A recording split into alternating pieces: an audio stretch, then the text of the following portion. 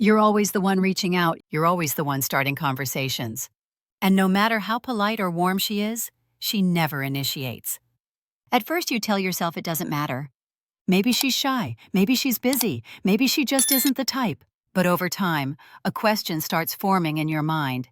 If she never calls or texts first, how much do I really matter to her? Female psychology gives us a clear answer here.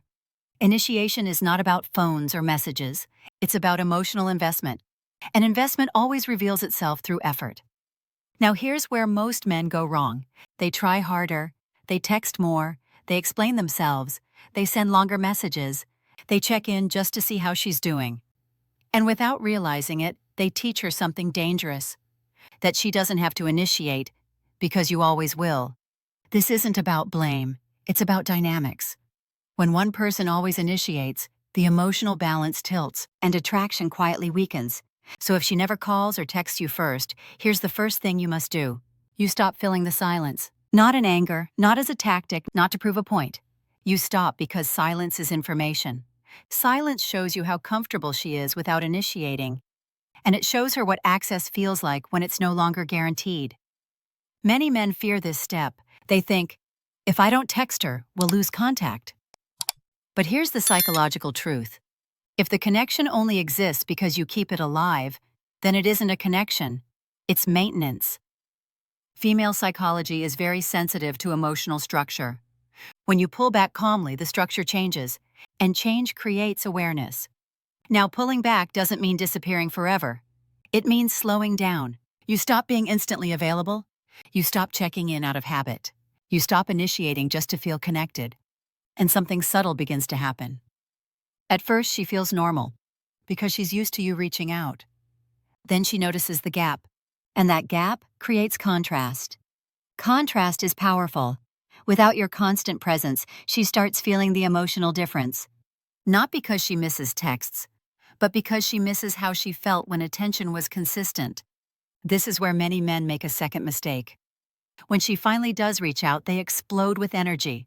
They respond immediately. They overinvest. They try to make up for the silence. That resets the imbalance.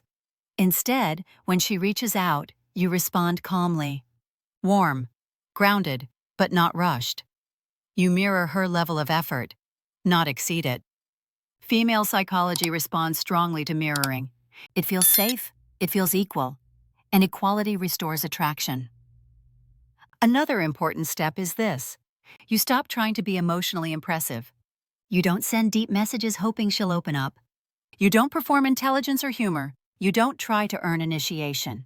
Because initiation isn't earned through effort. It's sparked by emotional safety and respect. Women initiate when they feel they might lose access, not when access feels unlimited. This doesn't mean you become cold. It means you become self-contained. Your life stays full. Your routines stay intact.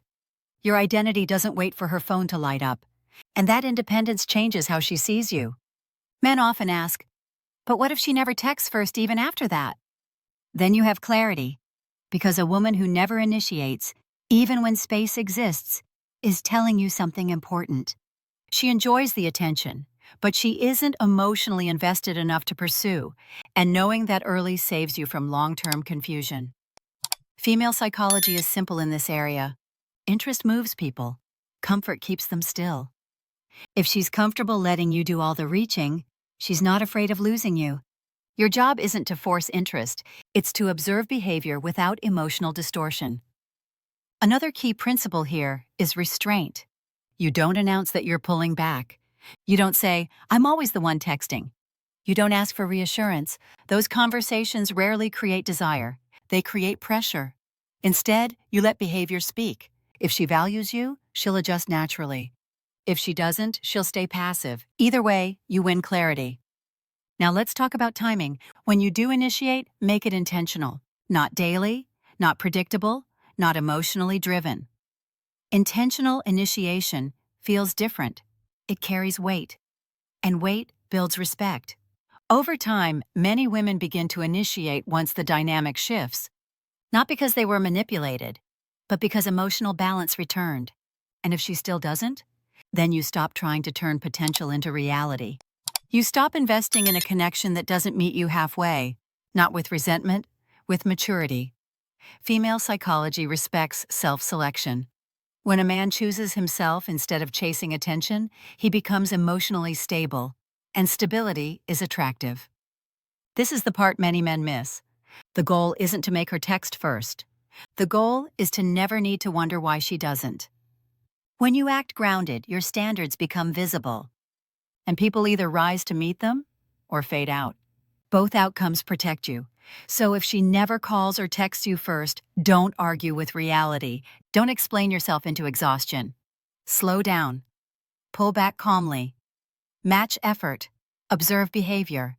And remember this: a woman who wants to be in your life will eventually show it. Not through promises, not through excuses, but through effort. And you don't need to chase effort.